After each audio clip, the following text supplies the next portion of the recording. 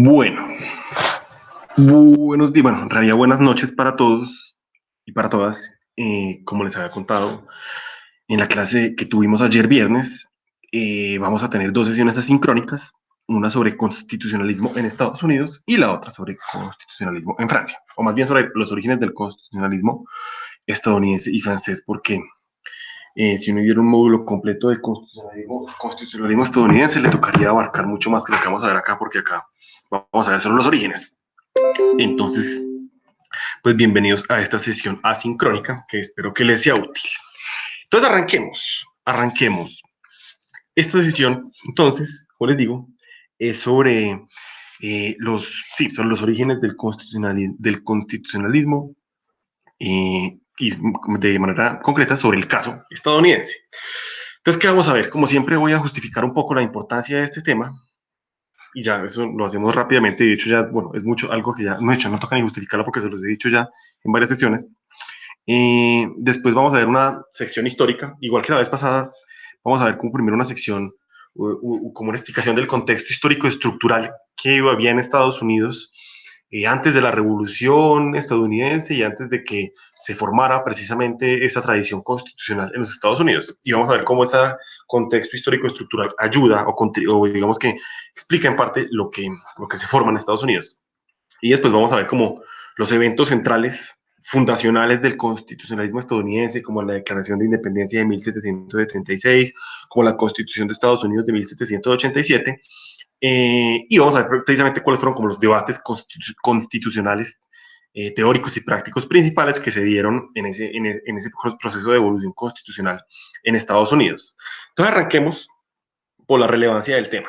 Esto pues es lo voy a repetir. O sea, ¿por qué es importante hablar de Estados Unidos en este curso de teoría constitucional? Que gira este curso alrededor del concepto de constitucionalismo moderno. Pues precisamente porque, como ya había dicho en otras ocasiones, las primeras constituciones modernas y escritas modernas del mundo aparecen en Estados Unidos y en Francia. Como yo les había contado para la sesión pasada, hubo muchos antecedentes de estas ideas, por ejemplo en Inglaterra, y de hecho esos antecedentes van a ser muy importantes para Estados Unidos, porque Estados Unidos pues era una colonia inglesa, pero el punto es que las primeras constituciones escritas modernas surgen en estos países. Y eso no solo importa en esos países. Uno creería, bueno, eso es importante para los gringos y para los franceses. No, no, porque estas ideas tuvieron mucho impacto en varios lugares del mundo, incluyendo América Latina, como vamos a ver más adelante durante el curso cuando hablemos de un tema muy interesante, que es el constitucionalismo en América Latina. Entonces, por eso es importante, la primera razón por la cual es importante hablar del caso estadounidense es por esto. Y relacionado con esto, pues digamos que precisamente Estados Unidos deja unos legados constitucionales muy importantes para el mundo, que han tenido mucha influencia en el mundo, bueno, unos más que otros y unos en algunos países más que en otros, pero el punto es que esta vaina ha tenido mucha influencia en diferentes lugares. Y pues obviamente ha sido muy importante para el desarrollo constitucional estadounidense. Entonces acá presento, ¿cuántas son? 1, 2, 3, 4, 5, 6, 5 instituciones constitucionales, por decirlo de alguna manera, o 5 legados constitucionales, ideas y prácticas constitucionales que se desarrollan en Estados Unidos, que son importantes allá y que van a tener además mucha influencia en otros contextos. El primero es algo de lo cual ya hemos hablado, la idea de supremacía constitucional, de la cual pues, hemos hablado en clase, la cual estaba en un texto que ustedes tuvieron que reseñar, que es esa idea de que existe y debe existir una constitución escrita, que sea rígida, difícil de modificar y que además esté por encima del resto de leyes comunes y corrientes. Esa idea, aunque ya tenía antecedentes, por ejemplo, en el pensamiento de James Harrington en Inglaterra, del cual hablamos el cual mencioné la clase pasada, esa idea se ve plasmada y se ve, digamos que, reflejada de verdad en la práctica por primera vez en Estados Unidos. La idea del control judicial de constitucionalidad de las leyes, o sea, la idea o la práctica más bien, de que debe existir la posibilidad de que haya unos jueces y que esos jueces puedan revisar si las leyes expedidas por el Congreso se ajustan a la Constitución.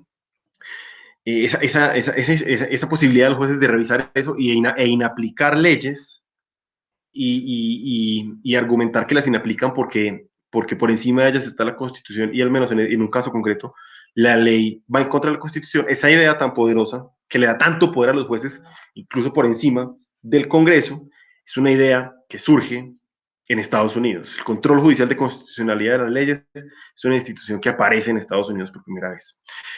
Por otra parte, el federalismo, esa estructura política, que ustedes a lo mejor ya han visto algo de eso, lo van a ver en otros cursos, en la cual, digamos que hay una división de las funciones de gobierno en el nivel nacional y en un nivel territorial. Esa idea de que las organizaciones territoriales deben tener un amplio poder, tanto constitucional como legislativo como ejecutivo, que es un poder distinto y considerablemente autónomo respecto del poder del gobierno central, surge en Estados Unidos, la idea del federalismo. Una concepción de la democracia, que lo suelen llamar la democracia madisoniana, digamos que en la cual lo que se busca es permitir el gobierno por mayorías, pero poniéndole límites fuertes a esas mayorías para que no se convierta en una tiranía de las mayorías. Y bueno, acá de hecho hablemos de una democracia madisoniana y democracia madisoniana. Madisoniana es porque el pensador principal estadounidense que contribuyó a desarrollar esta idea se llamaba Alexander Madison. Esa idea de democracia madisoniana va de la mano con la idea de régimen republicano. Acá no piensa en el Partido Republicano hoy en día, porque esto es anterior a la existencia del Partido Republicano. Cuando se habla de régimen republicano, estamos hablando de una concepción desarrollada en Estados Unidos en la cual, y esto, como les digo, va atado a la idea de democracia madisoniana, en la cual, digamos que se defiende la idea de democracia, se defiende el gobierno por mayoría, pero se le ponen límites a las mayorías para que estas mayorías no usen de su poder. Y esos límites son constitucionales. Y esas ideas de que puede haber una democracia, pero que esa democracia debe estar limitada constitucionalmente, la idea de que la mayoría manda, pero la mayoría no puede pasar por encima de las minorías, es una idea que, digamos, que se ve reflejada constitucionalmente de manera práctica y de manera fuerte por primera vez en los Estados Unidos. Entonces, por eso Estados Unidos es fundamental también. Entonces, por eso es que de esto hay que hablar. Y empecemos entonces hablando del contexto histórico, estructural de los Estados Unidos antes de que esto ocurriera. Entonces, yo quisiera que nos preguntemos algo. Quiero explicar el contexto histórico estructural de los Estados Unidos, que es muy importante para entender su posterior evolución constitucional, a partir de una comparación muy simple, muy breve, con el contexto histórico estructural de América Latina. Porque eso, pues, primero es importante, pues nos sirve y nos sobra, porque pues, nosotros somos todos latinoamericanos. Entonces yo hago una pregunta que vale la pena hacerse y es, ¿por qué? Pues pensemos, Estados Unidos era una colonia, al igual que los países latinoamericanos eran colonias. ¿Por qué Estados Unidos logra consolidarse como un país con instituciones muy fuertes? E incluso desde la mitad del siglo XX Estados Unidos se consolida como la principal potencia mundial. Mientras que América Latina, en pleno siglo XXI hoy en día, sigue siendo visto como un país, perdón, no, como un territorio, como un subcontinente, con serios problemas de consolidación institucional. Porque en América Latina se sigue hablando de que existen estados débiles, estados ineficientes, estados incapaces de mantener el orden público, pero también incapaces de proveer servicios sociales básicos. ¿Por qué eso pasa en América Latina mientras que en Estados Unidos, que también era una colonia y que se independizó solamente un poco antes que nosotros, la historia porque la vaina evoluciona tan distinto? Bueno, explicar esa diferencia, digamos que tomaría muchísimo tiempo y pues muchísimos conocimientos históricos, económicos, sociológicos, jurídicos, etcétera. Pero yo creo que podemos aproximarnos a algunos factores de explicación de esta diferencia que pueden permitirnos, nos ayudan a entender por qué Estados Unidos se desarrolló como se desarrolló, en contraste con las colonias españolas en América Latina. Y una forma de hacer eso, una forma de hacer esa comparación es, digamos que comparando dos factores principales, es mirar quiénes eran los colonizadores, comparar a los colonizadores que colonizaron el territorio latinoamericano con los colonizadores que colonizaron, perdón, el territorio estadounidense. Entonces uno puede comparar los colonizadores, uno puede también además comparar de los colonizadores, comparar los territorios que tenían los territorios latinoamericanos de diferente con el territorio estadounidense que pudieron llevar a que la colonización fuera distinto. Y por última parte, además de comparar a los colonizadores y a los territorios, hay que comparar a los colonos, que digamos que cómo estaban organizados. Pero, bueno, primero cómo estaba organizado políticamente las sociedades antes de la colonización y además qué tipo de sociedades se desarrollaron durante la colonización, durante los procesos de colonización en ambos lugares. Entonces, todo eso es interesante mirarlo, todo eso es interesante estudiarlo porque eso nos permite entender a lo mejor un poco porque Estados Unidos se desarrolló de la manera en que lo hizo y desarrolló esta tradición constitucional y estas instituciones constitucionales tan fuertes, mientras que otros países como los latinoamericanos que también estuvieron en algo similar, no vivieron lo mismo. Entonces, miremos eso. Entonces, como les decía, yo les propongo que miremos, que comparemos Estados Unidos y América Latina en el proceso de colonización, mirando, por un lado, los pueblos y los territorios americanos y, y mirando quiénes eran los colonos europeos. Entonces, arranquemos. Yo quisiera señalar lo siguiente, y es que uno podría señalar respecto de los pueblos y territorios americanos dos diferencias iniciales y principales que tuvieron implicaciones de importancia grandes para el tipo de colonización que se produjo en cada región. Lo primero que yo quisiera señalar es que mientras los colonos españoles al llegar al territorio de América Latina encuentran una gran cantidad de materiales preciosos, especialmente oro y plata, los colonos ingleses no encuentran esa igual cantidad de metales preciosos. Sí encuentran oro y plata, pero no encuentran la cantidad de oro y plata que se encuentra aquí. Eso por un lado. Y por otra parte, cuando los colonos españoles llegan al territorio latinoamericano y encuentran unas culturas indígenas con unos niveles de organización política bastante sofisticados. Mientras que los colonos ingleses que llegan a Norteamérica encuentran unas culturas indígenas que eran políticamente menos desarrolladas, por así decirlo, estaban menos organizados, estaban más dispersos. Y esos dos factores van a influir mucho en la forma en que se desarrollan las colonizaciones. Entonces empecemos por el tema de los metales preciosos. ¿Cuál fue la consecuencia de que acá hubiera tanto metal precioso y en Estados Unidos no? Pues básicamente eso llevó a que en América Latina se desarrollara lo que se conoce como una colonización de carácter extractivo o una colonización de enclave, en la cual lo que buscaron los colonos españoles al llegar a nuestro territorio, el territorio latinoamericano en general, fue ocupar el territorio para explotar esas grandes riquezas que había ahí. Pero lo que querían era explotar esa cantidad de riquezas, oro y plata, y llevarlo a la metrópoli, llevarlo a Madrid, llevarlo a España. ¿Para qué? Para enriquecerse y para enriquecer a su país. Precisamente lo que pasó fue, llegan y encuentran una cantidad de plata y oro. O sea, de billete, de plata y oro, pero digamos que plata, no efectivo, pero eso se traduce en dinero. Entonces encuentran una cantidad de riqueza. ¿Y cuál es la lógica que aplican? ¿Cuál es la lógica que aplican los españoles? Hombre, tenemos que, puta, someter a esta gente, coger esta riqueza y llevárnosla para España. Eso es lo que hay que hacer. Pero ¿qué ocurre con los colonos ingleses? Que ellos llegan, no encuentran eso igual. No encuentran esa cantidad de oro y plata para explotar. Entonces optan por algo distinto. Y es bueno, o sea, es que aquí no podemos simplemente explotar el territorio y llevarnos esto para Inglaterra. Realmente, pues, lo que terminan haciendo es una colonización que no es de economía extractiva, sino que se conoce como una colonización de población del territorio. Lo que dicen es, llegamos a este territorio, no podemos volvernos ricos a partir de oro y plata, lo que tenemos es que trabajar el territorio, cultivar, venirnos para acá, sembrar, no le podemos sacar el jugo al territorio, pero realmente nos tenemos que apropiar de esto y vivir aquí. Pero no explotar esto y llevárnoslo para la metrópoli, sino dedicarnos a desarrollar este territorio, desarrollar esto, desarrollar una economía, crear un mercado interno, muy distinto a lo que ocurre en España. Entonces, ese es un factor que por un lado precisamente lleva a que la colonización española sea extractiva versus una colonización, pues digamos que de población y de desarrollo del territorio inglesa. Pero no, digamos que no son los únicos factores que explican que la colonización haya sido así.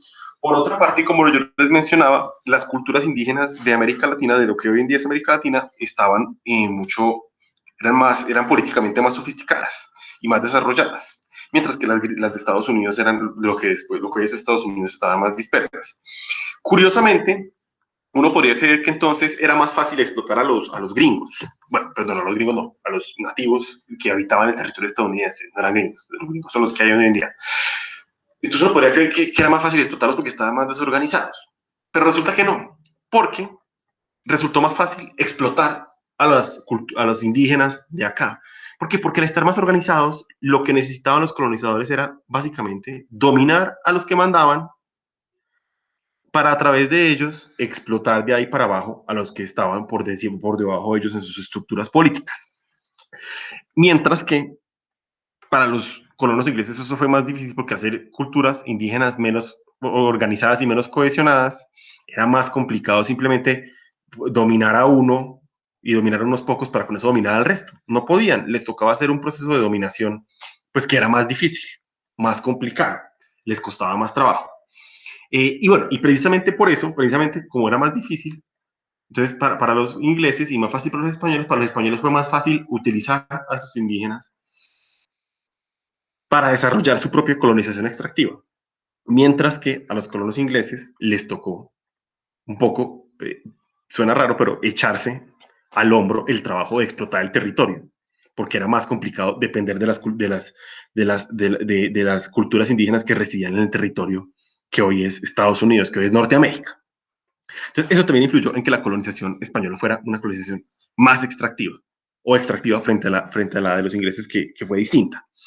Eh, pero bueno, entonces esos dos factores son muy importantes, aunque hay casi importantes una aclaración, es que los españoles para la explotación del territorio latinoamericano, digamos que no tampoco se basaron, dependieron demasiado de los indígenas latinoamericanos, sino que utilizaron muchos esclavos negros traídos del África, al igual que en Estados Unidos. Pero el punto es que era más fácil adelantar esa colonización extractiva en el territorio latinoamericano, porque las culturas indígenas fueron más fáciles de dominar, porque precisamente estaban más organizadas y por tanto, digamos que era más fácil imponerles desde arriba, desde sus propios jefes, un mando jerárquico. Entonces, esos dos factores, digamos que la existencia de riqueza mineral en un lado versus la no existencia de una riqueza mineral igual en el otro lado, influyeron en que se desarrollara así la colonización. Además, en eso también influyó en las culturas, la forma en que estaban organizadas las culturas indígenas en ambos lugares, pero hubo un tercer factor que influyó mucho en eso, y es quiénes eran los colonos europeos, quiénes eran los que estaban colonizando. ¿Qué pasa? Pues que los españoles que llegan a América Latina venían de una cultura política que existía en España, que era una cultura política de carácter feudal. Y lo que querían los españoles cuando llegaron acá fue imponer esa misma cultura política en esos territorios. Lo que hicieron fue replicar el modelo de gobierno utilizado en España para gobernar acá, ahora con el fin de explotar estos territorios, no desarrollarlos y poder llevarse toda la riqueza para España. Y digamos que eso fue, y precisamente por intentar imponer esa cultura política tan rígida que había en España, acá digamos que ocurrieron cosas como que, por ejemplo, lo que se llamaron los criollos, que eran los hijos de españoles puros, pues, pero nacidos en estos territorios, eh, eran ciudadanos de segunda categoría y, por ejemplo, no tenían derecho a acceder a altos puestos en el gobierno de las colonias. Las colonias eran manejadas y los altos puestos de gobierno de las colonias estaban asignados a personas, a españoles nacidos en España, y así se siguió manteniendo. Entonces, por supuesto, eso llevó, por ejemplo, a que, digamos que no se desarrollara una cultura política propia en América Latina, una cultura de organización política propia en América Latina, sino que realmente América Latina se organizara un poco, digamos que muy gobernado con un intento de mando muy centralizado desde la metrópolis, desde España. Al menos en teoría. En la práctica, por supuesto, ocurrió que muchas veces para los españoles era difícil controlar este territorio y por tanto tenían que ceder y digamos que recurrir a personas nacidas en estos territorios, a los criollos nacidos en estos territorios para gobernar, pero no podían acceder, por ejemplo, a altos cargos de gobierno. Y eso es muy distinto. Bueno, entonces, y claro, y lo que querían, lo repito de nuevo, lo que querían era precisamente centralizar tanto el proceso de colonización para poder, digamos que, extraer la riqueza de estas zonas y enriquecerse ellos mismos. Y es muy distinto lo que ocurre en el territorio norteamericano por varias razones. Y básicamente uno puede decir lo siguiente, o sea, es que los colonizadores que llegan de Inglaterra al territorio estadounidense son muy distintos de los colonizadores que llegan de España al territorio latinoamericano. No llegan con ese mismo propósito primero de explotar todo y devolverse ricos y devolverse para sus tierras natales.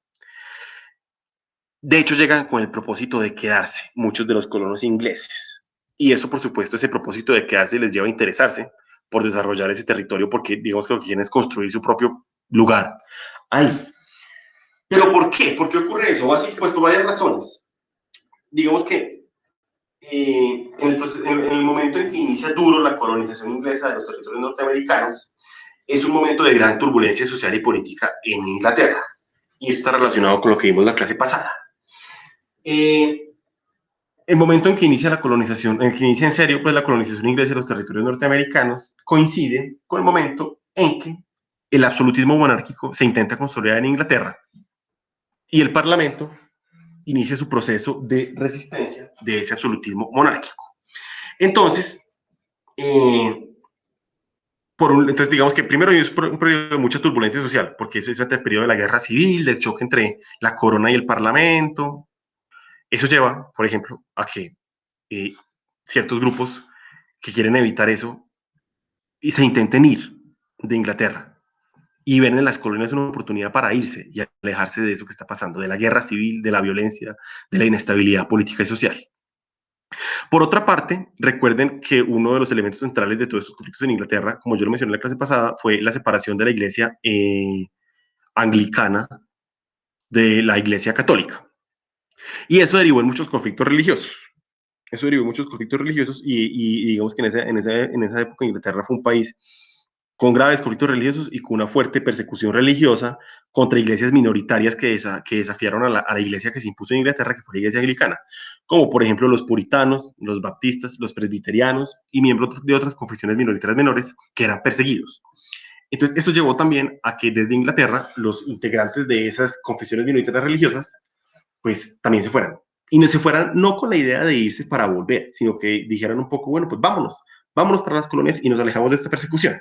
Porque las colonias, claro, eran territorio, pues eran territorio inglés, pero claramente al alejarse, se alejaban un poco del contexto difícil que estaban viviendo en su país de origen. Entonces, digamos que esto explica dos cosas. Entonces, por un lado, la inestabilidad política que estaba viviendo Inglaterra, que además de sacar gente, la inestabilidad política que está viviendo Inglaterra, además de eso, lleva a que el proceso de colonización inglesa no fuera tan controlado por la corona. ¿Y por qué? Porque la corona estaba ocupada en un problema interno muy serio. Entonces eso lleva a que la corona no controle tanto el proceso de colonización y a que ese proceso sea desarrollado principalmente por particulares, por privados, por personas privadas y por empresas privadas, que van a las colonias a colonizar con el propósito de quedarse allá. Y son particulares, no son agentes del gobierno. Para poder hacer eso necesitaban autorización del gobierno, sí, pero el gobierno autorizaba y no estaba encima. No estaba con su mano, no estaba con el puño de hierro apretando, mientras que en el caso de España sí. Entonces eso lleva a que sea una colonización muy mediada por la iniciativa de particulares, particulares que lo que quieren es progresar, es un poco enriquecerse de ellos, pero allá, en el nuevo territorio, no devolverse, porque precisamente estaban escapándose. Y por otra parte, pues precisamente debido a esa persecución religiosa tan dura que se estaba dando en Inglaterra a los miembros de confesiones religiosas minoritarias, pues lo que les digo, ellos precisamente por eso, miembros de diferentes iglesias y diferentes credos religiosos huyen a las colonias y se les permite, porque un poco lo que dicen es, bueno, pues que se vayan y pues sí, que se vayan y de todas maneras van a estar bajo el mando formal nuestro, pero que se vayan y si se van a ir a explotar el territorio, pues bien, precisamente eso ayuda, porque de todas maneras, obviamente, aunque no era un proceso controlado directamente por la corona se beneficiaba económicamente de la colonización. Y eso, todo eso lleva a que a permitir extraer cuatro grandes diferencias entre la colonización inglesa y la colonización española que son fundamentales para entender el caso estadounidense. Y el latinoamericano también, pero acá vamos a hablar de estadounidense. Entonces, como les he dicho ya varias veces, primera diferencia, en Inglaterra hay una colonización de valoración del territorio. Lo que se busca es literalmente, como cuando, o sea, si ustedes, por ejemplo, llegan a una tierra vacía que no tiene nada y la empiezan a sembrar y eso, ¿qué pasa? Que el territorio se valoriza. Esto es lo que querían ellos, hacer que sus territorios mejoraran, porque ellos querían quedarse allá. Versus una colonización extractiva en España, en la cual no les interesaba que el territorio se valorizara, lo que les interesaba era sacar lo que hubiera. Entonces, ese factor, por un lado, ténganlo en mente, porque eso, obviamente, eso aquí lleva, básicamente, a que no hubiera mucho interés de los españoles por desarrollar una estructura política propia. para las colonias. ¿Para qué? Si lo que querían era ahí algo temporal. Mientras que los ingleses que se van para Norteamérica, si quieren desarrollar algo propio. Por otra parte, como decía ahorita, recuerden que, o sea, como acabo de decir, en la colonización inglesa estuvo marcada por la presencia de muchas confesiones religiosas minoritarias que confluyen allá, les toca irse. Mientras que la colonización española es una colonización profundamente católica, porque la corona era corona, o sea, la corona española era completamente católica, aliada al Vaticano, y completamente intolerante frente a otro tipo de confesiones religiosas. Entonces, ¿qué ocurre? Que los colonizadores españoles lo que quieren es imponer el catolicismo en el territorio colonizado, mientras que los colonizadores ingleses no, porque además son de diferentes credos religiosos. Y eso que lleva a que en Estados Unidos se mantenga, digamos que se mantenga, digamos que una, como una especie de cultura religiosa represiva y autoritaria de corte católico, mientras que en Estados Unidos se desarrolla un ambiente como de libertad y tolerancia religiosa mucho más fuerte, porque precisamente son una cantidad de personas que se fueron, que son perseguidos religiosos, que vivieron lo que es una persecución religiosa, tienen en mente ese recuerdo, y además están con gente de otras religiones, no radicalmente distintas, pues no son satánicos, pero son miembros de sectas de credos religiosos minoritarios. Eso lleva a que se desarrolle una idea fuerte de tolerancia religiosa en Estados Unidos. Por otra parte, como les decía, es precisamente el hecho de que se desarrollara una colonización extractiva en España y una colonización de valoración del territorio en Estados Unidos, lleva a que en el territorio estadounidense se desarrollen fuertes mercados internos, porque precisamente como ellos están poblando y valorizando el territorio, se desarrollan mercados porque intercambian bienes entre sí, eh, desarrollan, o sea, intercambian dinero, desarrollan actividades económicas productivas como agricultura, qué sé yo, ganadería de cierto tipo, entre otras. Y eso lleva a que se desarrolle precisamente un mercado interno fuerte en Estados Unidos. Ellos comercian entre sí y les importa mucho el comercio, porque es su fuente de riqueza. Mientras que en el territorio de la colonización española no se desarrolla un mercado interno muy fuerte, sino que es un mercado interno bastante débil, porque precisamente no se desarrollan economías de la misma manera. Todo está en función de la explotación de minerales preciosos. Y por último, un factor súper importante es que es este. Recuerden que yo les contaba la clase pasada que en Inglaterra desde 1215 a lo menos se desarrolla, obviamente de manera débil al principio, pero cada vez más fuerte, una cultura de los derechos y de las libertades. Una cultura política y jurídica en la cual la gente, digamos, que es consciente o considera que tiene unos derechos y que el monarca le debe respetar esos derechos. Recuerden pues que todos los conflictos que hubo en Inglaterra durante esos siglos que yo mencionaba la clase pasada era porque algún monarca intentaba, digamos, que volverse monarca absoluto, y la reacción de la sociedad, o por lo menos de los sectores más poderosos de la sociedad, era: usted no puede hacer eso, nosotros tenemos una serie de derechos reconocidos desde la Carta Magna de 1215, y si usted va a intentar pasar por encima de eso, pues tome su guerra civil. Entonces había una cultura, o sea, como una especie de cultura interiorizada en las personas de que tenían derechos y que había que respetarlos. Entonces, en España eso no ocurría. En España había una cultura súper autoritaria en la cual, digamos que sí se concebía que pues, las autoridades centrales de la metrópoli un poco tenían derecho a hacer lo que fuera. Entonces, eso es eso que lleva a que en las colonias inglesas en América del Norte se desarrolle una cultura política y jurídica en la cual ellos se ven a sí mismos como sujetos de derechos. Así sean los integrantes, los de la colonia, ellos se ven a sí mismos como personas con derechos, mientras que en España eso no ocurre. No estoy diciendo que los criollos, por ejemplo, y las personas que habitaban acá, digamos que no les importara que pasaran por encima de ellos. Sí, pero el punto es que no sentían y sabían que no podían simplemente decirle a la corona: ay, es que yo tengo derechos. No, esa cultura no existía. Y de hecho, esa cultura tan fuerte de los derechos en el territorio norteamericano se ve reflejada en que, o sea, antes de la revolución y antes de que se desarrollara todo esto de lo que vamos a hablar en un momento, ya había una vaina que se llamaban, hay una vaina que se llama los pactos escritos de la colonización norteamericana. ¿Cómo, o sea, ¿a qué me refiero con esto? Recuerden que yo les dije que la colonización norteamericana, inglesa, o sea, la colonización inglesa en América del Norte, fue hecha más que todo por particulares, y esos particulares recibieron los documentos de la corona donde se les autorizaba a colonizar. Y en esos documentos, usualmente lo que se plasmaba un poco era las obligaciones, o sea, la persona que iba a colonizar tenía que contribuir a la corona y se plasmaba las obligaciones que tenía, pero también se empezó a plasmar los derechos a los que tenía frente a la corona. y se empezó a plasmar en ese tipo de documentos escritos como los límites que el poder de la metrópoli tenía sobre las personas que estaban colonizando, así fueran, digamos que entre comillas, sus agentes.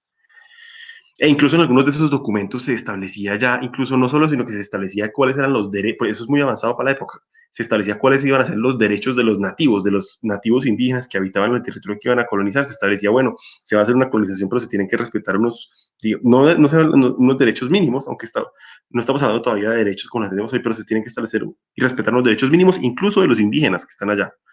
Y eso se empieza a desarrollar en unos documentos escritos que se firmaban por la corona y por las personas y por los colonizadores. Y uno que ve ahí, uno ve ahí como el gran antecedente de la idea de una constitución escrita, porque lo que ocurre acá es que ahí se desarrolla como esa idea, todavía es una idea el inicio de una idea, pero se desarrolla como esa noción de que se puede hacer un documento escrito en donde se establezcan los deberes y derechos de las personas que habitan un territorio y donde se establezcan los límites que quienes mandan tienen al ejercer el poder sobre ese territorio. Y, bueno, y como les digo, esa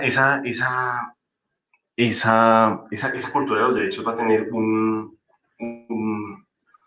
una influencia tremenda en el posterior desarrollo del constitucionalismo norteamericano.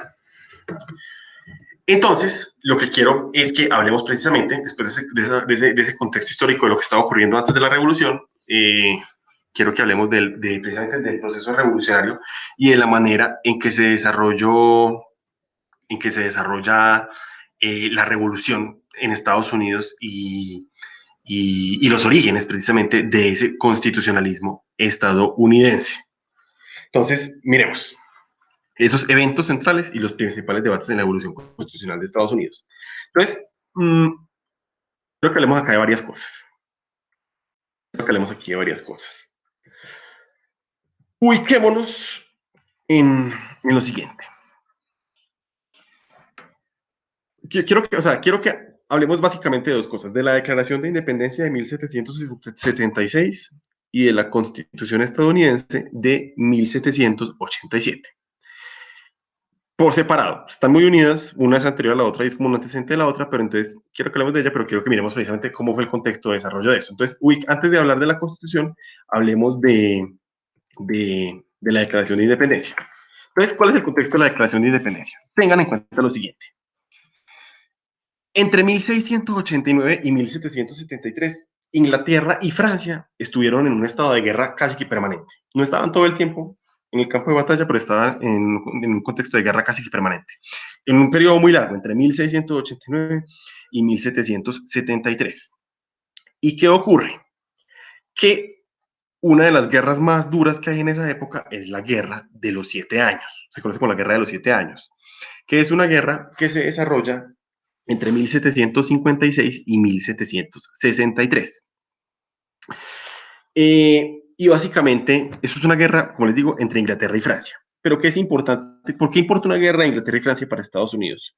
Por lo siguiente, porque esa guerra se explica en buena parte por el interés que tenían ambas potencias, Inglaterra y Francia eran potencias, en imponer su hegemonía en Europa, pero además de Europa, en sus colonias. Y esta guerra de los 7 años tiene lugar esta guerra de los 7 años no tiene lugar tanto en Europa, sino en los territorios de las colonias que tenían ambas potencias. Entonces es una guerra que se desarrolla principalmente en Asia, en África y en América del Norte, que era una importante, la más importante colonia inglesa. Y esa guerra, básicamente, ¿en qué termina? Esa guerra la gana Inglaterra. Y uno creería entonces que eso es un triunfo para Inglaterra y que cuál va a ser el problema para Inglaterra, porque recuerden por supuesto que la revolución estadounidense es un problema para Inglaterra porque pierden una colonia. Pero básicamente, ¿por qué esta guerra es importante? Por dos razones básicas. Durante la guerra hubo una activa participación de los integrantes, de los habitantes de las colonias inglesas de Norteamérica en la guerra. Y no fue una participación obligada. Recuerden, estos tipos, la gente que vivía en las colonias se sentían ingleses, se consideraban ingleses y participaron en la guerra porque no querían permitir que Francia después terminara invadiendo esas colonias porque ellos se consideraban miembros de la nación inglesa. Y ellos participan en esa dura guerra y en otras. Y eso tiene una consecuencia muy importante, y es que integrantes de las colonias se forman como una élite militar. Por ejemplo, el primer presidente de los Estados Unidos cuando se independiza, que es George Washington, George Washington participó en la Guerra de los 7 Años y se formó militarmente como un importante militar en la Guerra de los 7 Años. Entonces, eso es una primera vaina importante. Los habitantes de las colonias no son ningunos sumisos que desconozcan la guerra. No, ellos participan activamente en la guerra a favor de Inglaterra porque se sienten ingleses, pero además se entrenan militarmente y se preparan militarmente en el contexto de estas guerras y especialmente de la Guerra de los 7 Años. Entonces, por un lado, eso. Se forma una élite militar en lo que después va a ser Estados Unidos. Pero esa élite militar en ese momento está del lado del Parlamento y de la corona inglesa. Recuerda que esto ya es después de la Revolución Gloriosa, entonces aquí en Estados Unidos ya, en Inglaterra ya hay digamos que ya, o sea, sigue habiendo una monarquía poderosísima por supuesto, pero ya el Parlamento también es poderosísimo y ya es una monarquía constitucional limitada. Pero estos tipos, los posteriores gringos están todavía del lado del Parlamento y de la monarquía inglesa. Pero ¿qué pasa? Que después de la guerra pasan varias cosas. La guerra tiene una consecuencia muy importante, bueno, muchas, pero tiene una muy importante, y es que los habitantes, recuerden que el territorio estadounidense no es una colonia, son 13 colonias, se llaman las 13 colonias, y son separadas, aunque están pegadas, son separadas. Pero el punto es que esas 13 colonias que están juntas ahí en ese territorio de Norteamérica, cuando ya se derrota a Francia en la guerra, primero se dan cuenta que Francia ya no es una amenaza para ellos. Y por tanto un poco dejan de sentir que dependen tanto de Inglaterra porque ya no le tienen miedo a Francia. Por otra parte, lo que les decía, se forman como una élite militar. Y además de eso hay algo muy importante es que las 13 colonias en esa guerra en la que participan del lado de Inglaterra se dan cuenta que, digamos que le pueden sacar jugo a trabajar juntas. Le pueden sacar jugo, les puede beneficiarse de trabajar juntas y de actuar de manera unificada. No uniéndose, pero actuando de manera unificada contra un enemigo común que era Francia. Y además se da cuenta de que aunque son 13 colonias separadas, tienen algunos intereses comunes compartidos, como el interés de la defensa nacional, de poder defenderse de una eventual invasión que venga desde otro lugar. Entonces, digamos que ahí lo que ve uno es que en las colonias, digamos que se forma una conciencia de que tienen algo en común, se dan cuenta que si actúan juntos pueden ser bastante poderosos y además ya no les da miedo una invasión, por ejemplo, de Francia, y ya no se sienten entonces tan dependientes de Inglaterra. Por eso no les lleva a rebelarse porque sí. ¿Qué ocurre? Que el Parlamento inglés, después de la Guerra de los 7 Años, pues digamos que argumenta lo siguiente. La guerra fue muy cara y dejó, digamos que quebrado a Inglaterra. Y el Parlamento que dice, hombre, realmente esta guerra, los principales beneficiarios de nuestra victoria fueron los integrantes de las colonias, porque los salvamos de que Francia los colonizara. Por tanto, los principales costos de esta guerra que fue tan cara los deberían asumir ellos. Y el Parlamento le aprueba una serie de medidas para aumentar el cobro de los impuestos a los integrantes de las colonias. De lo cual, por supuesto, ellos pues, pegan un grito al aire y lo que dicen es que no, pues que como así, ya vamos a hablar de lo que dicen. De ellos pues dan unos argumentos porque obviamente lo que dicen es, pero como así, por el contrario, nosotros luchamos a favor de Inglaterra y nos van a recompensar cobrándonos plata, a nosotros, no. Pero ya vamos a hablar de eso. Pero entonces básicamente, ¿qué hace el Parlamento? ¿Qué hace el Parlamento que empieza a sacar a la piedra a los habitantes de las colonias? Le impone restricciones al comercio. ¿Y para qué le imponen las restricciones? Porque en esa época era muy tolerado en el territorio de Estados Unidos, pues todavía no es Estados Unidos, pero digamos que el territorio de Estados Unidos era muy tolerado el contrabando. ¿Y qué consecuencias tenía el contrabando? El contrabando tenía la consecuencia de que obviamente lo que se compraba por contrabando no beneficiaba a la corona porque pues el contrabando está exento de impuestos. Entonces lo que hacen los ingleses es ponerle mayores restricciones al comercio, darle más duro al contrabando para que al no poder comprar por contrabando, que era muy tolerado, los habitantes de las colonias le tengan que pagar más impuestos a la corona. Y por otra parte, imponen nuevos impuestos a los habitantes de las colonias. ¿Y eso con qué fin? Pues obviamente con el fin de sacarles plata. Y le imponen entonces impuestos y restricciones al comercio, como por ejemplo les obligan a comprar ciertos productos directamente de Inglaterra, en vez de poder comprarlos en su propio territorio. Eh, todo eso con el fin, por supuesto, de poder sanear sus propias finanzas. Entonces, ¿qué ocurre ahí? Que las colonias todavía no se rebelan, todavía no se levantan en ramas, lo que las colonias, pero las colonias reaccionan políticamente, reaccionan política y jurídicamente, porque ellas todavía se sienten parte de Inglaterra, y lo que dicen es, venga, ustedes no nos pueden hacer eso. Y cuestionan al Parlamento, cuestionan las leyes que está emitiendo el Parlamento, y lo que dicen, venga, nosotros reconocemos la autoridad del Parlamento inglés, reconocemos la autoridad del Parlamento inglés por encima de nosotros, porque somos parte de Inglaterra. Pero cuestionamos esa ley en la que se nos imponen nuevos impuestos, porque es que están violando un principio muy importante de la tradición constitucional inglesa, y es el principio que dice que no hay impuestos sin representación, porque los habitantes de las colonias no tienen gente en el Parlamento. Pero ellos no piden que les manden gente al Parlamento. Lo que ellos dicen es, lo que les dicen es, venga, nosotros tenemos asambleas representativas, las colonias tienen asambleas representativas propias. Les pedimos que los impuestos que se nos van a imponer sean consultados y negociados con esas asambleas representativas. Estamos dispuestos incluso a pagar algo de impuestos, entendemos la necesidad, pero negocienlo con nosotros, hablemoslo. No nos impongan eso así. Pero el Parlamento no acepta. El Parlamento responde lo siguiente, el Parlamento dice, no. Y responde con los siguientes argumentos. El argumento de la representación virtual. Virtual, pues nada que ver con nuestra virtualidad hoy en día, sino lo que dice lo siguiente, dice, mire, hay muchos condados en Inglaterra, en el territorio inglés, no en el territorio de las colonias, muchos condados en Inglaterra que no tienen directamente un representante. Porque es que no es que toda ciudad tenga su representante, no, lo que pasa es que los representantes en la Cámara de los Comunes representan no a las ciudades, sino que representan a la nación como un todo. Y por tanto, los integrantes de esas ciudades y condados que no tienen representantes propios se siguen viendo representados en nuestro Parlamento, porque es que los representantes que, digamos que son elegidos por otras ciudades, no representan a esas ciudades, representan a la nación como un todo, deben velar por el interés nacional y general.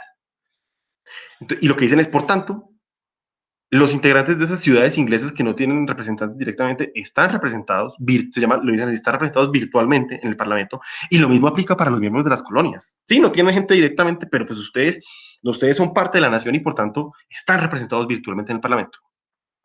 Y por otra parte, como las colonias habían dicho que sí, que además digamos que un poco el Parlamento estaba violando la Carta Magna, el Parlamento da un golpe duro y dice, es que venga, después de la Revolución Inglesa, en el cual se limitó a la monarquía, acá lo que se estableció fue una soberanía parlamentaria, en la cual el Parlamento tiene derecho a decidir sobre los asuntos fundamentales de la nación y puede decidir incluso por encima de lo que exista en documentos como la Carta Magna o la Carta de Derechos, porque esos son documentos para limitar al rey, no para limitar al Parlamento, y por tanto no estamos limitados por esos mismos límites que sí tiene el monarca. Y básicamente entonces con eso lo que dicen es, no, le vamos a cobrar los impuestos y ustedes nos tienen que hacer caso. Entonces, que eso dura varios años. Entonces, ¿qué ocurre? Que se produce precisamente por las dos posturas chocan, no hay un punto de encuentro y se produce una radicalización del conflicto.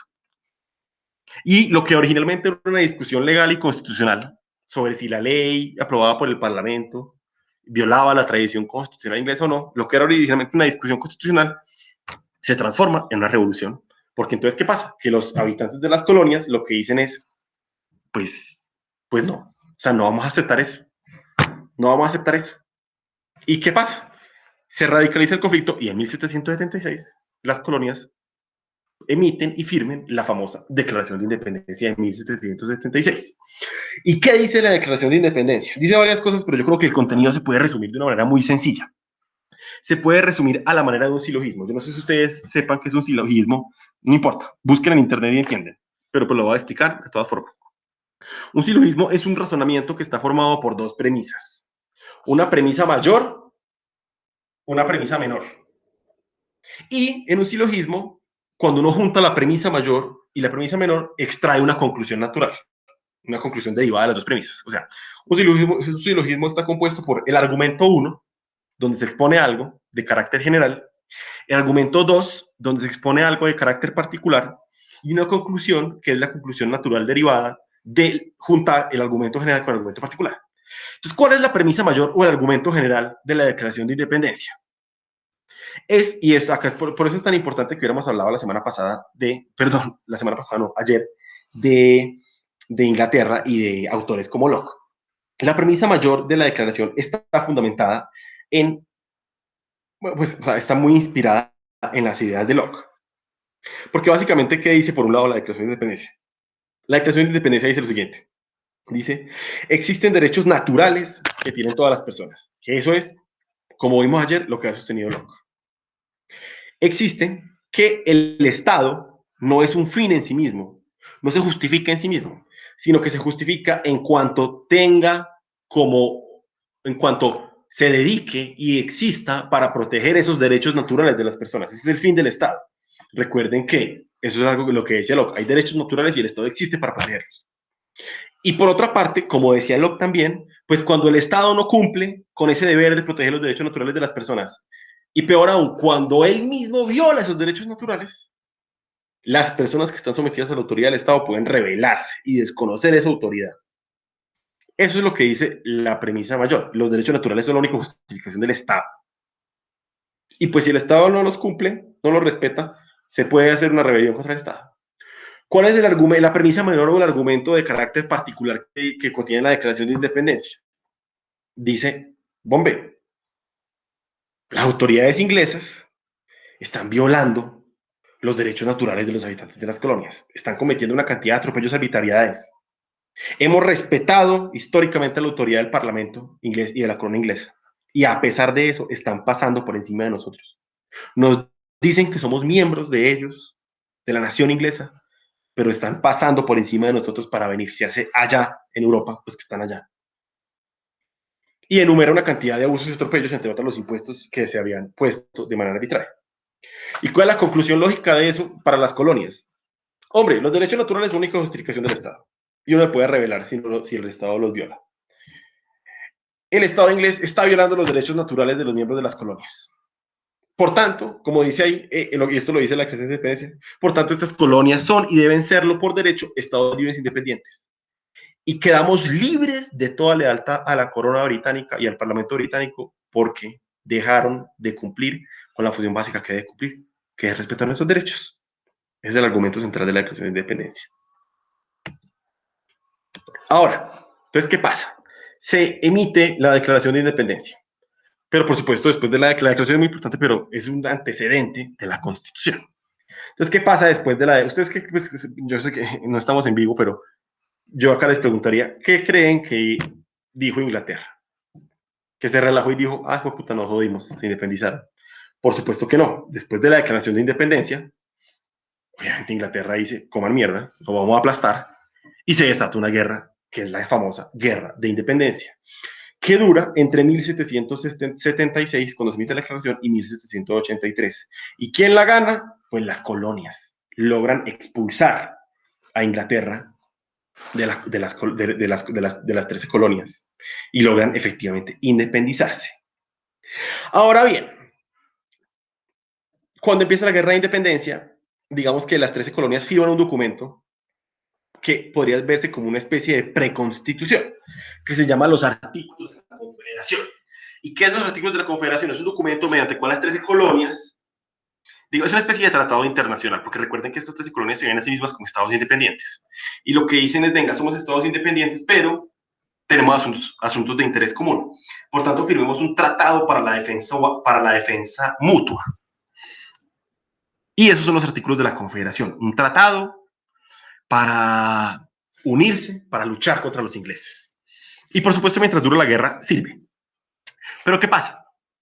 Que la guerra termina en el 83 y están vigentes los artículos de la Confederación, pero entre las clases dirigentes de las colonias hay un temor muy grande y es una invasión europea. Y dicen, sí, ya sacamos a Inglaterra, pero Inglaterra en cualquier momento puede volver a intentar jodernos. Como pasa en América Latina, que en América Latina las batallas de independencia duran porque los españoles vuelven y reconquistan.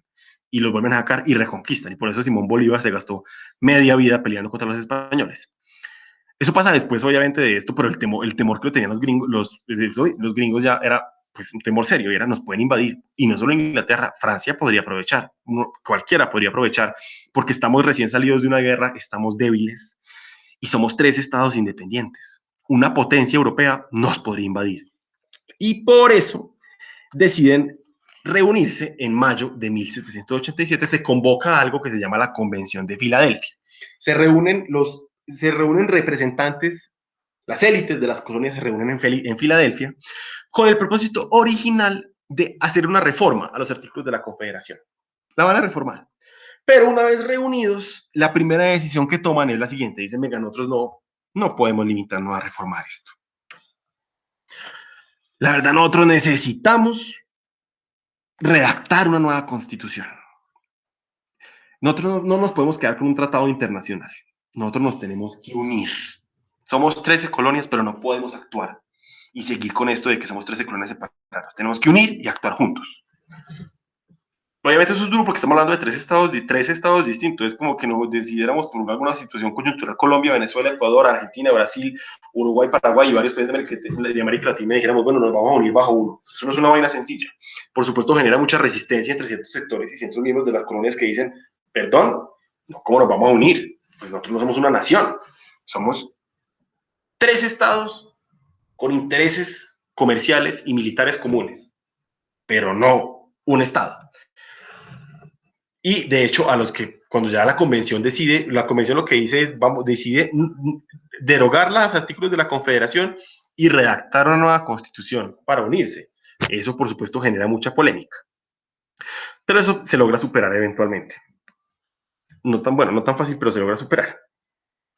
Y en la Convención de Filadelfia, precisamente, se redacta la Constitución de 1787 de Estados Unidos, que es la Constitución de Estados Unidos que hoy sigue vigente. Entonces hablemos un poquito, bueno, ya, pero no, antes de esto, se redacta eso en 1787, pero ahí hay un reto duro, y es que precisamente como había un déficit de legitimidad, porque los tipos que habían ido a la convención no tenían que sacar una nueva constitución, sino que supuestamente iban a reformar lo que había. Lo que la misma convención decide es, pues marica, necesitamos ratificación popular.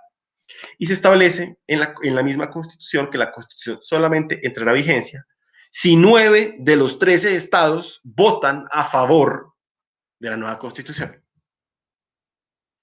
Y se demoran 2 años en lograr eso, pero se logra eventualmente. Fue un proceso bien complejo, que 9 de los 13 estados voten a favor de la ratificación de la Constitución. Y así en 1789, el 4 de marzo de 1789, entra en vigencia la Constitución de los Estados Unidos y es elegido como primer presidente de la historia de los Estados Unidos, George Washington. Y como anecdótico, y George Washington, esto voy a desviarme un poquito porque creo que es un tema de coyuntura interesante, George Washington se elige como presidente para 4 años. En la Constitución original de Estados Unidos no hay límite a la reelección y él se reelige para un segundo periodo y le va muy bien, pues, o sea, es un tipo, digamos que es como Simón Bolívar, un líder histórico, el primer presidente, y fácilmente podría haberse presentado para una segunda reelección o una tercera elección, fácilmente. Pero ¿qué hace Washington? Dice que no. Después de su segundo periodo, dice no, ya no más. Es que nadie debería estar tanto en el poder, eso es peligroso. Después nos pasa que nos da por volvernos monárquicos acá. Y dice, yo me retiro, elijan a otro. Y a partir de ahí, aunque la Constitución permite la reelección indefinida, originalmente lo permitía, ningún presidente de Estados Unidos se le mide siquiera a intentar estar más de 2 periodos en el poder. Hasta que en el siglo XX, Franklin Delano Roosevelt, que es el elegido en el 29, viola esa regla, que no era una regla formal, sino una regla como de costumbre, y se logra elegir 4 veces a la presidencia. Mi juicio personal es que era un contexto justificado, porque él le tocó la Gran Depresión y la Segunda Guerra Mundial, y jugó un rol fundamental. Yo creo que era poco necesario que él lo hiciera, y digamos que tuvo el apoyo para hacerlo. Pero después de la muerte de Roosevelt, en Estados Unidos ya sí se hace un debate y se dice, venga, pues Roosevelt ya lo hizo, y bueno, estamos en un contexto muy bravo, pero qué peligro esto de un presidente de reelección indefinida. Y ahí no me acuerdo en qué año exactamente, eso es después de la Segunda Guerra Mundial, no sé, creo que en los 50 en algún momento, se aprueba una enmienda a la Constitución, una reforma en la que se dice, listo, 2 periodos máximo. Donald Trump, que está intentando reelegirse para un segundo periodo, ya dijo que si se elige para un segundo periodo va a intentar reformar la Constitución para poder reelegirse para más periodos. Un hijo de puta peligro porque ese man es un loco, pero bueno, les quería contar eso porque es interesante. Pero volvamos acá. Entonces, entra en vigencia la Constitución con George Washington como presidente. Ahora hablemos de la Constitución. Mm, yo acá, pues, para hablar de la Constitución, quisiera hablar como de cuáles fueron los grandes debates constitucionales y el contenido de la Constitución, que es, pues, interesante. Entonces, hablemos de...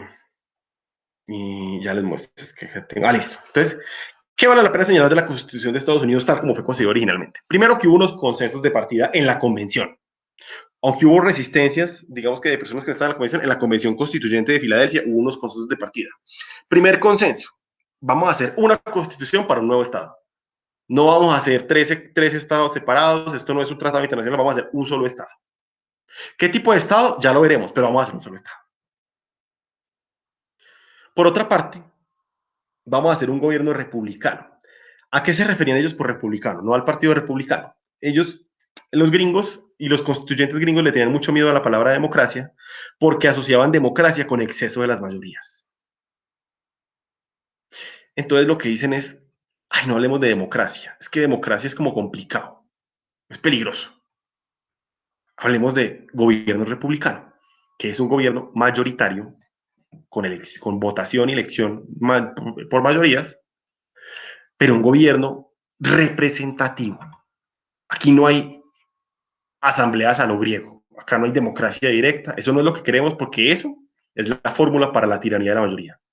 El gobierno republicano es un gobierno por mayoría, pero de carácter representativo, mediante el cual los representantes, en cierta forma, son un filtro de las mayorías y evitan que se presente abuso de poder por parte de las mayorías. Y por último, es un gobierno limitado. ¿Limitado en qué sentido? En que se dice, bueno, venga, acordemos que nuestro gran temor es el poder, el abuso del poder, y por tanto, el Estado debe tener un carácter limitado. No debe poder hacer lo que quiera. En la Constitución se tiene que establecer qué es lo que puede hacer el Estado. Y lo que no se establezca en la Constitución es porque el Estado no lo puede hacer y es un tema para los particulares. Y por eso, además, cuando hablamos de gobierno limitado, estamos hablando de la separación de poderes. La división del poder es, obviamente es más complejo hoy en día, pero en tres grandes poderes que son un legislativo, un ejecutivo y un judicial, que como ya veremos, como Estados Unidos es federal, ese esquema de tres poderes es a nivel nacional, pero también a nivel de cada estado. Porque recuerden que Estados Unidos es, y acá vamos para otro tema, es un estado federal. Como precisamente eran tres estados separados, no se podía simplemente hacer una vaina de que, bueno, acá va a haber un estado central y el estado central va a decidir sobre todo, no. Lo que se dice es, acá nos vamos a unir como estado, pero cada estado conserva mucha autonomía. Y cada estado tiene su propia constitución, que por supuesto debe ajustarse a la Constitución Nacional, pero tiene su propia constitución, tiene sus propias leyes, sus propios órganos legislativos, y tiene su propio poder judicial, que es un poder judicial que no está sometido a las jerarquías del poder judicial nacional. Y acá llegamos entonces a uno de los grandes debates, que es el tema del federalismo. Todos aceptan en ese momento un poco, dicen, bueno, sí, claro, vamos a hacer un Estado federal, o sea, no vamos a hacer un Estado centralista como después van a hacer los Estados latinoamericanos como Colombia, vamos a hacer un Estado federal, en el cual hay un gobierno central, pero hay gobiernos no centrales, hay gobiernos estatales para cada Estado con mucho poder, y legislativos estatales y judiciales estatales. Pero al ya llegar al tema de cómo diseñar exactamente ese tema federal, hay un gran debate, y es, venga, sí, vamos a hacer un Estado federal y vamos a tener autoridades propias, pero ¿qué? ¿Cómo, por ejemplo, a nivel nacional, si somos un Estado federal, ¿cómo nos vamos a ver representados a nivel nacional? ¿Cómo va a ser el Congreso Nacional? Hay congresos para cada Estado, sí, pero ¿cómo va a ser el Congreso Nacional? Y acá hay un choque muy fuerte al inicio, porque los estados chiquitos de Estados Unidos, los pequeños estados de Estados Unidos, que eran pequeños en población, dicen, venga, en el Congreso estadounidense, eso es un gran debate constitucional, en el Congreso estadounidense, cada estado debe tener la misma representación. Es que no estamos hablando de que yo soy un estado con mucha gente y usted es un estado con poca gente, eso no importa, porque lo que se representa es el estado y por tanto cada estado debe tener el mismo número de miembros en el Congreso. Pero los estados grandes que tienen una población muy amplia lo que dicen es, no, pero pues, ¿cómo así? Nosotros tenemos mucha más gente. Por tanto, la representación en el Congreso de los estados debe ser proporcional a su población y los estados que tengamos más población debemos tener más gente en el Congreso. ¿A qué acuerdo se llega? A crear un Congreso bicameral, Senado y Cámara de Representantes. Pero no es como en Colombia que el Senado se elige nacional y la Cámara territorial. Allá ambos se eligen territorial. Pero ¿cuál es la diferencia? Que el Senado, en el Senado, la representación de todos los estados es igual. Cada estado tiene el mismo número de senadores. Es el mismo número de senadores. Porque precisamente el Senado, que es el cuerpo como más nacional, dice, bueno, entonces acá cada estado está representado como estado. Y allá había un interés como por defender los intereses de la nación y del estado como un todo. Por cierto, nación y estado no son lo mismo. Aquí no vamos a entrar en ese debate. Acá los trato como sinónimos, pero nación y estado son cosas distintas. Y eso lo van a ver ustedes después. Pero el punto es que en el Senado, entonces, está representado cada estado de manera igual. Pero la Cámara, sí se dice, pero en la Cámara la representación en la Cámara sí va a ser distinta y sí va a ser proporcional. Y el número de representantes al que tendrá derecho cada estado dependerá del tamaño de la población de ese estado. Y con eso se llega a un punto como intermedio, como si se le va a dar importancia a los estados que tienen mucha gente, pero no se le va a dar tanta como para decir que entonces toda la representación depende del número de personas, porque en el Senado eso no se va a tener en cuenta, pero en la Cámara sí. Entonces eso es importante. Eh, por otra parte, un gran debate que hubo en Estados Unidos y que no se resolvió en ese momento fue el tema de la esclavitud. Había esclavitud. ¿Y qué pasa? Que los estados del norte querían abolirla y los estados del sur no. ¿Por qué? Básicamente porque los estados del norte eran estados que dependían mucho más de la agricultura, eran estados que tenían poca mano de obra esclava, dependían mucho de la mano de obra de gente libre, mientras que los estados del sur dependían mucho del algodón y en el algodón se utilizaba una mano de obra esclava muy intensiva. Y por tanto los estados del sur consideraban que si les prohibían la esclavitud, los jodían económicamente, lo cual probablemente era cierto.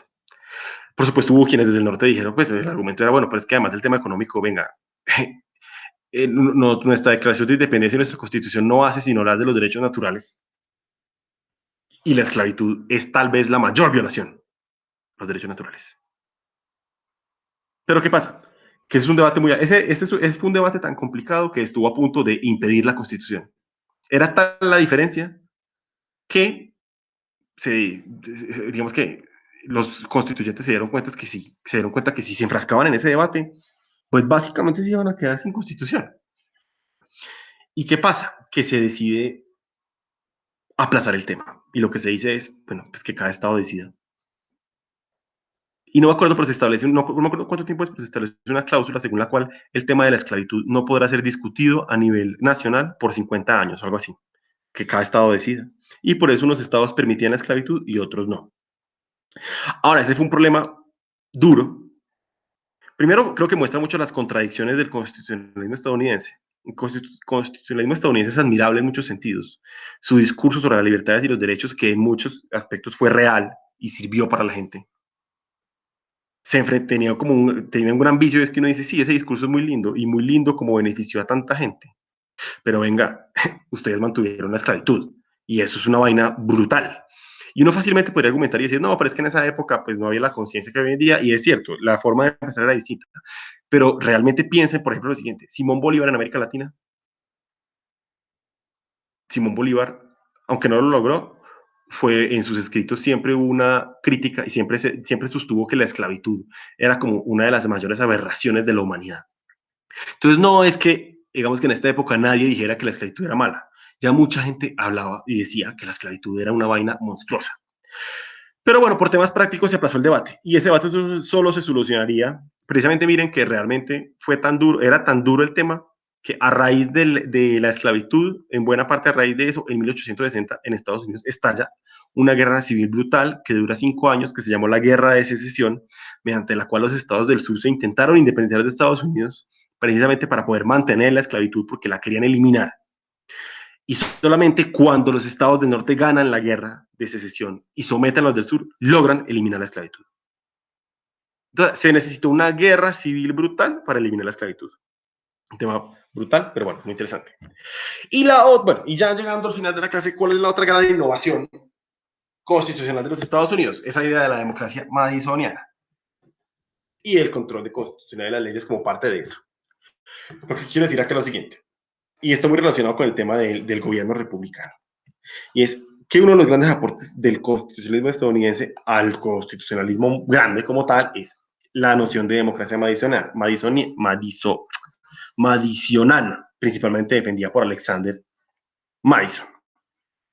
Porque precisamente, ¿qué es innovador de esto? Que antes de que se desarrollara bien este concepto, se consideraba que la democracia era incompatible un poco con la separación de poderes y con los derechos.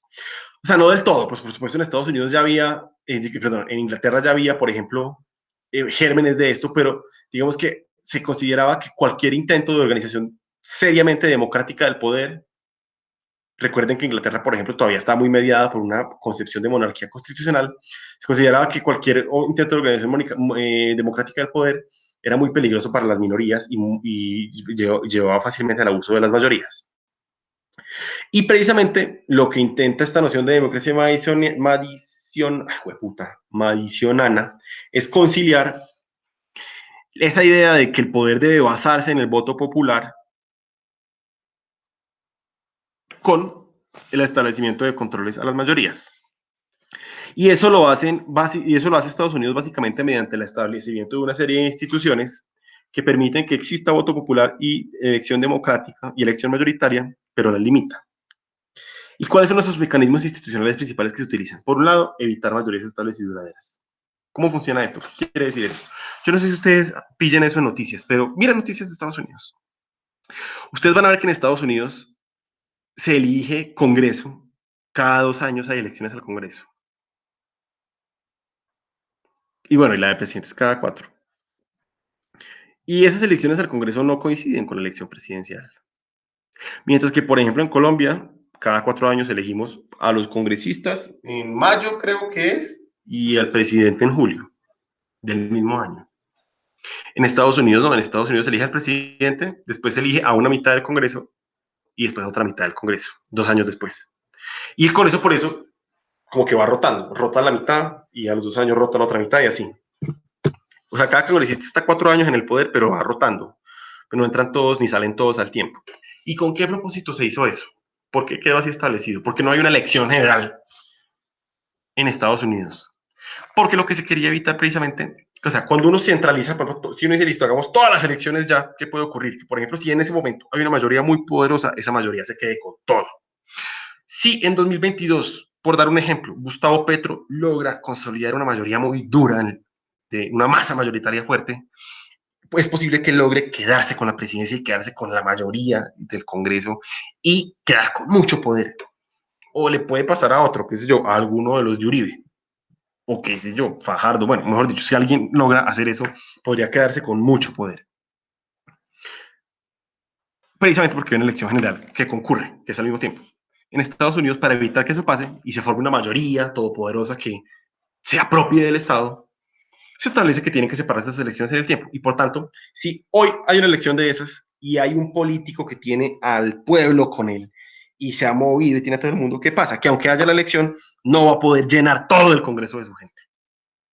Para poder hacerlo, le va a tocar ganar esta elección y la siguiente. Entonces es más difícil. Es más difícil que se consolide una mayoría estable y duradera. Porque las elecciones no lo permiten. No es imposible, pero se requiere mucho más. Y eso que evita, precisamente, al evitar mayorías estables y duraderas, es más difícil la violación de los derechos por parte de las mayorías. Por otra parte, como ustedes ya lo saben, se establece un esquema de separación estricta de poderes y de frenos y contrapesos. La idea de separación de poderes ya existía, en Inglaterra, por ejemplo, pero recuerden que Inglaterra es un régimen parlamentario en el cual el poder ejecutivo y el legislativo están muy unidos. En Inglaterra, por ejemplo, ¿quién elige al primer ministro, que es el jefe de gobierno? Lo elige directamente el parlamento. Los ministros que hacen parte del gabinete tienen que ser parlamentarios, porque hay una concepción de la separación de poderes distinta, y es porque eso es un régimen que se llama régimen parlamentario, en la cual la unión entre parlamento y ejecutivo es mucho más marcada. Mientras que en Estados Unidos se desarrolla lo que se conoce como sistema presidencialista, en la cual es más fuerte la separación entre ejecutivo y legislativo, porque por un lado se elige el Congreso, pero el presidente se elige también por voto popular, tiene legitimidad propia y no depende del Congreso, no es elegido directamente por el Congreso. Entonces hay una separación estricta y más fuerte de los poderes, porque para los gringos en su concepto se servía, para su contexto era mejor eso, para que se establecieran frenos y contrapesos entre los poderes del Estado. Y por último, un mecanismo fundamental que ustedes ya se los he mencionado muchas veces, Ese es un mecanismo que no se establece en la Constitución directamente, sino que se desarrolla después precisamente por parte de un juez, poco tiempo después, de hecho. En la sentencia Marbury versus Madison, el juez Marshall, John Marshall, si no me equivoco, digamos que no se lo inventa de la nada porque precisamente la Constitución lo permitía, pero no lo decía de frente. Lo que él hace es hacer una interpretación de la Constitución y dice, venga, la Constitución es la norma de normas y por tanto cualquier ley que viole la Constitución, por más que haya sido aprobada por las mayorías, puede ser declarada o puede ser inaplicada, porque no existe lo que existe acá de declarar inconstitucional ley, pero los jueces pueden inaplicarla para el caso concreto y decir, yo no aplico esta ley porque esta ley en este caso va en contravía de la Constitución. La aplicación de esta ley implica, por ejemplo, una violación de derecho fundamental, por lo menos en este caso concreto, puede que en otros no. Pero en todo caso, los jueces quedan con el poder de hacer control de constitucionalidad de las leyes, lo cual es fundamental. Ese es uno de los elementos. Pues hoy en día es súper popular el control de constitucionalidad de las leyes, existe en muchas partes del mundo y nace en Estados Unidos, como les digo, no directamente en la Constitución, pero la Constitución ya permite esa interpretación y eventualmente, poco tiempo después, llega un juez que dice que realmente la Constitución estadounidense no es cualquier norma, no es cualquier ley, es la ley de leyes, la norma de normas y por tanto, el juez dice que puede inaplicar esa ley para la aplicación directa de la Constitución, porque la Constitución está por encima de las leyes, y así nace la idea de control de constitucionalidad de las leyes, que es una de las ideas a través del constitucionalismo moderno. Y con eso cerramos la sesión sobre Estados Unidos. Mil gracias. Espero que les haya servido y que les haya gustado.